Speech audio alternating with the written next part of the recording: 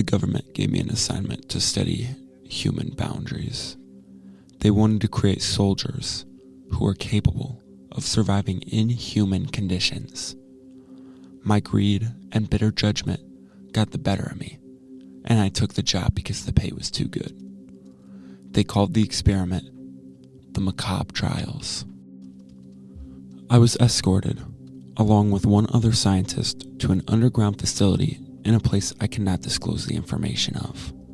We were placed inside a room which had 2 beds on either side and a computer monitor on the back wall. Our instructions were clear. We simply were to stay in this room and analyze the subjects. I was given 5 highly trained Navy SEALs, and for the next month, none of us would see a ray of sunshine. Each subject was put into separate cells that were labeled 1 through 5. For confidentiality reasons, I will not call them by name, rather by the number cell they were in. At first glance, the rooms were simple, a 250-foot square room, nothing more, nothing less. Meals were to be given to soldiers once per day through a conveyor belt to ensure they had no human contact. To start off, they were given around 1,800 calories per day, but that would quickly decrease as the trials continued. The subjects did relatively fine for the first few days, as they had been trained for these situations. On the 4th day, however, our monitor received a notification reading, "First trial beginning." Having no clue what this meant, my partner and I watched as, to our surprise, the back wall in each cell was replaced with a huge TV screen. The government had clearly poured a lot of money into this project. The TV began showing a black and white video of a man so skinny that his ribs protruded from his skin in an inhuman way. He was tied up, hanging from a ceiling in an upside-down fashion. He had been gagged so that he could not speak, but he still struggled, letting out muffled screams and pleas as he writhed against the rope. It was a truly disturbing thing to watch, and I prayed that the man would quit screaming, as it was a horrifying sound, the kind of sound that stays imprinted in the back of one's mind forever. Hours passed, and the man continued to struggle less and less. His muffled screams became sobbing cries, and his body no longer resisted. He lay there, hanging completely still. The silence was deafening, and at the time, I realized I would have preferred the man's cries. I would have preferred any sign that the man was still alive. The TV abruptly cut to black, and the wall promptly came back into its place, bringing back the original layout. A ding alerted us to the fact that a new notification read, "Trial 1 complete." That night, I cried for the first time in God knows how long. On the 9th day, the subjects had taken a noticeable change in appearance and stature. The subjects were much skinnier than they were before. Subject 5 had begun crawling around the perimeter of his room. It was inhuman, to say the least. It was as if he was a lion, walking back and forth in his cage, looking for an escape. Subjects 1, 2, 3, and 4 were just sitting in the corners of their rooms. My partner and I at this point were starting to question ourselves for being here. We wanted to leave desperately, but the government was clear that if we left after our trial had begun, we would be executed. It was on the 16th day that we stopped receiving food. The subjects were heavily malnourished, and Subject 2 had begun to eat away at his own skin and flesh. He continued doing this for the entire day. He would rip chunks out from his legs and chest.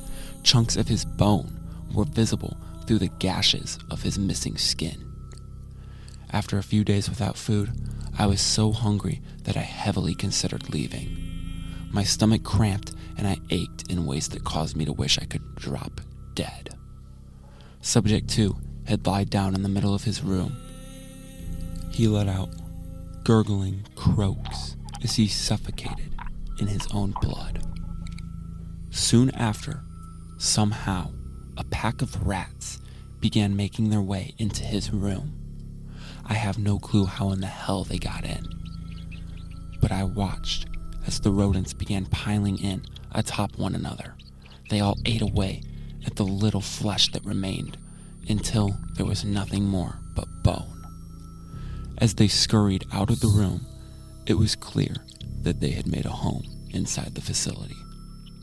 Subject 5 had pounced on one unlucky rat who wandered in his cell. He shoved it inside his mouth and proceeded to consume the small rodent. One night, while I lay trying to fall asleep, I heard a faint sound from somewhere inside our room. A very low click of a rat squeaking. I lay up, looking around the room, and that's when I saw the small beast sitting in a corner across from my bed. It froze in place, its small whiskers twitching ever so slightly. Looking at it reminded me of what Subject 5 had done earlier in the day. Perhaps it was pure instinct. Maybe it was the first sign to show of what being in this place had done to me. But I pounced out of my bed, sprawling out on my hands as I lay just short of the rat, capturing it between my two hands. At this, it began squeaking rapidly as I could feel the sharp burning in my hand as it tried to bite its way out. I lifted my two hands above my head as I looked up between my palms. I had covered the creature in such a way as so that I could not see it. I hesitated for a moment. The last piece of my humanity gripped at me. But when the shooting pain in my stomach shot its way through my whole body, I opened my hands, dropping the creature into my mouth. I forced my jaw down as hard as I could, causing my teeth to shred through the rat and send a piercing feeling through my head. I heard the crunch as the rat let out one last noise before going silent, just as the man in the video. A liquid sensation filled inside my mouth as I could taste the tinged metallic blood. I immediately gagged, barely keeping myself from throwing up. I continued to chomp down through the skin and bone that was residing inside my mouth. I could taste the putrid smell as the rat had clearly defecated one final time before passing. I swallowed the creature, once again using all my strength to resist from throwing up as the furry carcass passed down my throat and into my stomach. It was at this time that I heard the ding from the computer. A message appeared reading, "Trial 2 complete." After that, things went downhill. By day 23, subjects 1 and 4 had died of starvation. It was unfortunate, but not very surprising to say the least. They were nothing more than animals at this point. Very sick animals that desperately needed to be put down for their own good. Quite frankly, there was no other outcome for them. They had chosen to participate in this experiment just as I had. They made the decision, and now they had to suffer the repercussions for it. My partner and I no longer spoke to one another. We observed the subjects, wrote down our notes, and went to sleep each night. From time to time, if I was lucky, a rat would stumble into our room, and I would get a meal for the day. It was not pretty, but it was what I had signed up for. On the 25th day, the power went out. We lost connection to our cams, and we were left in darkness for about 5 minutes. When the power came back, we could see that Subject 3 was lying on the floor, covered in blood. His mangled corpse lay there fresh, as something had ripped him to shreds. Subject 5 was nowhere to be seen on the cameras, which presumably meant he was somewhere in the facility. We had been instructed to stay in our room, so we had no clue what the layout of the place was. We had no clue whether the subject was even in the same facility or in a remote sector somewhere else. It was at this time that my partner spoke to me for the first time in days. We need to get out of this room. If we stay here, we'll die. What about our instructions? The power went out. There was an issue with the system. We need to be thinking about ourselves right now. I agreed with him, and for the first time, we opened the door that connected to our room. A long corridor revealed itself with dozens of other doors that looked exactly like the one we were in. I stepped out and walked up to the closest door to our room. I hesitantly grabbed the knob and pulled ever so slightly as the door clicked open. I peeked inside as a putrid smell filled my nostrils. It was another room with the exact layout as ours, 2 beds on either side of the room, and a monitor that overlooked the exact subjects we had been watching. There were 2 people laying in the beds. They were dead, rotting, as bits of their flesh had turned a shade of black and brown. I quickly shut the door and walked back into our room, confused and distraught about what I had just seen. Why were there other scientists doing the exact job as us? Why had we been told that we were the only ones down here? There was nothing even blocking us from reaching each other. What kind of sick experiment was this? My thoughts were interrupted as I heard the croaking of a creature from outside our door. Who is undoubtedly Subject 5. At this point, I could recognize those croaks better than my own mother's voice. And it seems my partner caught on as well, because his whole body had tensed up. I scanned the room, looking for anything that could possibly be used as a weapon, but there was nothing. The croaking grew louder and louder as the creature was getting closer. For the first time, I could hear screaming from the hallway. There was a loud commotion before everything went silent. It was only for a moment. For a moment, the world stopped. For a moment, it was more peaceful in this place than it had ever been.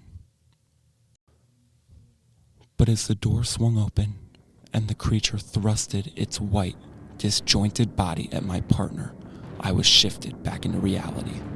Screams filled our room as my partner tried with all his might to get the beast off of him, but it was of no use. The creature bit down on his neck, ripping out his arteries. I could see my opportunity, and I knew that I had to take it, because this was my one chance to survive. I quickly came up behind the beast, wrapping my arms around its neck and pulling. I gritted my teeth as the creature bellowed at me, shaking its body in every direction, fighting to break free. I continued pulling. I could feel the adrenaline flowing through me as my body clearly had chosen the fight response. I couldn't give in now. I wasn't going to give in now. And as the creature slowly struggled, less and less, as it bellowed, less and less, I was once again brought back to the image of the man on the TV. The man and this creature were eerily similar at this moment. And just like that, the room was silent once again. The creature now lay lifeless between my arms as a ding sounded from the computer. Trial 3. Complete. The government explained that the subjects were not the ones they were experimenting on, but rather it was us, the dozens of scientists who were simultaneously down there working on the experiment. I was brought into the military and tasked with doing missions that were before thought to be impossible for one to complete.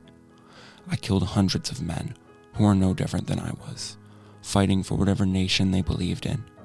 After I was released, it took years of therapy for me to even be able to think like a regular person, for me to gain any remorse, and for me to finally realize all of the things that I had caused. Sure, I now have more money than any one man could ever dream of, but no money could pay for the things that I dream about at night. No money could possibly compensate for the horrible croaking that still haunts my dreams.